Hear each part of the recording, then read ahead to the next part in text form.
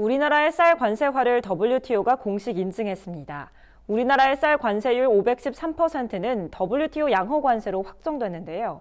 이로써 지난 2014년 이후 5년 넘게 이어진 우리나라 쌀 관세화의 국제적 절차가 공식적으로 완료됐습니다. 강창호 기자가 보도합니다.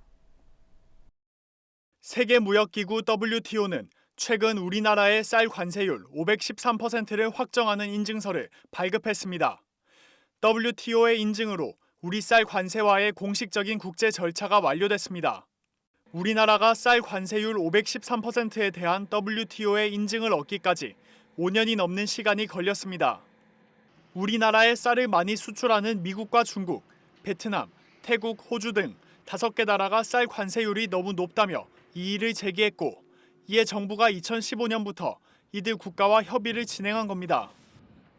협의 결과 관세율 513%와 TRQ 물량 40만 8,700톤은 그대로 유지하기로 확정됐습니다.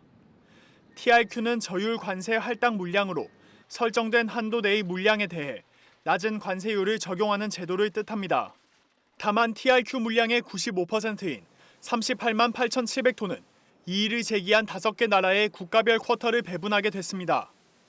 국가별 쿼터는 2015년에서 2017년 수입 실적을 기준으로 정했습니다. 수입 실적이 가장 높은 중국이 15만 7,195톤이고 미국이 13만 2,304톤, 베트남 5만 5,112톤, 태국 2만 8,494톤, 호주 1만 5,595톤 순입니다. 나머지 2만 톤은 글로벌 쿼터로 운영됩니다. 또 밥쌀용 쌀 수입 의무 규정도 삭제됐습니다.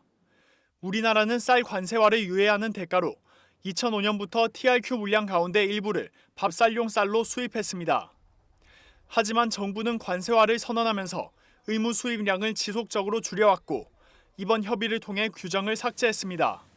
다만 밥쌀용 쌀을 아예 수입하지 않는 것은 불가능할 것으로 보입니다. 국내에서 생산되는 쌀 대부분이 밥쌀용으로 소비되는 상황에서 TRQ 물량을 모두 가공용 수입으로만 사용하면 WTO의 내국민 대우 규정에 저촉될 수 있기 때문입니다. 이 밖에도 TRQ 물량을 국영무역 방식으로 수입하는 제도를 계속 유지할 수 있게 됐습니다. 국영무역이란 특정 제품의 수입과 방출을 정부가 관리 통제하는 것을 말합니다.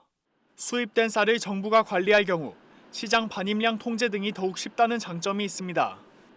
다만 관심을 끌었던 수입쌀의 해외 원조 가능 여부에 대한 명확한 결론을 내지 못한 점은 아쉬움으로 남았습니다.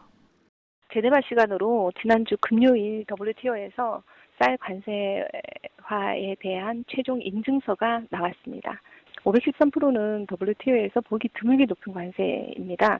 참고로 일본과 대만의 쌀 관세율은 각각 300에서 150% 정도 되는 수준입니다. 한편 정부는 우리나라의 쌀 관세화에 대한 WTO 인증서 발급에 따라 향후 국내적으로 필요한 절차를 거쳐 공식적으로 효력을 공포할 예정이라고 설명했습니다. MBS 뉴스 강창호입니다.